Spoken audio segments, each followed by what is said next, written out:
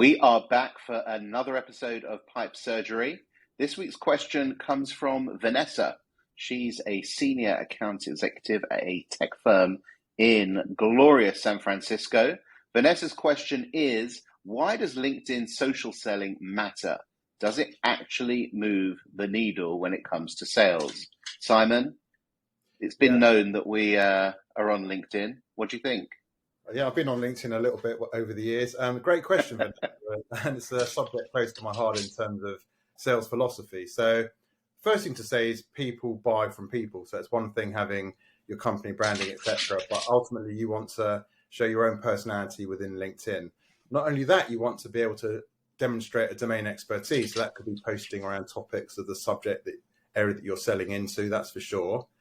I would also highly recommend tracking people that you want to prospect to. You can do it through Sales Navigator, see when they're posting, get alerted to their posts, even click the bell on their profile, prospects in companies that you're really desperate to get to speak to, and engage with their posts. So when they're posting content, they're much more likely to respond if you've liked, commented on a few of their posts, especially if, as they can see, you're in the industry as well. Goes back to that reciprocity. Scratch my back and I'll scratch your back. And it does work in the commercial world. I've seen it many times over through my own selling, through companies I advise. And ultimately, it's about building trust. And one way to build trust is through being visible on social media, as I said, showing that domain expertise. I mean, LinkedIn themselves have got some big stats to back up why you should be using things like Sales Navigator and posting on LinkedIn. There's a social selling index where you can see where you rank compared to your peers in your industry. And they have stats like 92% of B2B buyers are much more likely to engage with someone with a strong personal professional brand.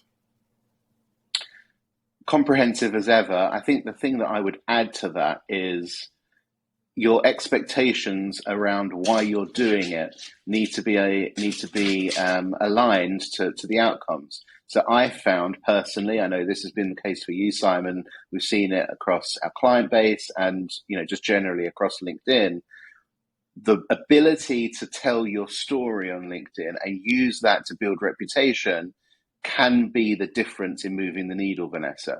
So what I mean by that is social selling on its own may be futile, but social selling, when you're actually going in and having those sales demos, those in-person meetings, it cuts through having to actually introduce yourself because they feel like they actually already know you.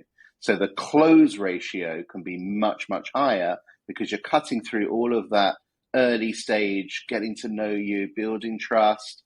They feel, I know Simon, I know Robert, I know what they do, I know who they are, I know what type of guys they are. I can cut through that and get to the issue that I really need them to help me with. And from our point of view, then you don't have to, go through all of the very early stage showing why they need to use you. They get it already. And that's the benefit of social selling. You can say at scale what you do, who you are, and show your reputation. So when you do get in the room, you can cut that out. Yeah, certainly agreed. And we've seen it ourselves through our work at Pipe Global. A lot of our work is through inbounds, people coming through inbound to us through seeing us on LinkedIn. And then you're much more likely to be able to close them when they come to you as an inbound prospect rather than us having to go out and sector the market and send them a cold message. Vanessa, I hope to see you more on LinkedIn and keep up all of that posting. Thanks for the question. And we'll be back with another episode of Pipe Surgery really soon.